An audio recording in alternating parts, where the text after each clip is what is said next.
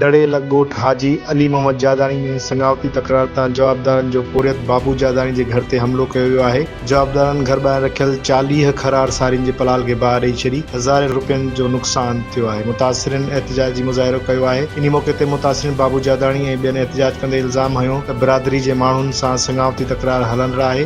राति देर सां 8 ॼणनि घर ते हमलो करे फायरिंग कई। असांजे घर मां ॿाहिरि न निकिरण ते जवाबदारनि घर ॿाहिरां ज़मीन में पियल पलाल खे बाहि ॾेई साड़े छॾियो। हिननि सिजावल ज़िले जे पुलिस इंतज़ामिया खां मुतालबो कयो त जवाबदारनि ख़िलाफ़ सख़्त कार्रवाई करे जानी ऐं माली तहफ़ुज़ फराहम कयो वञे।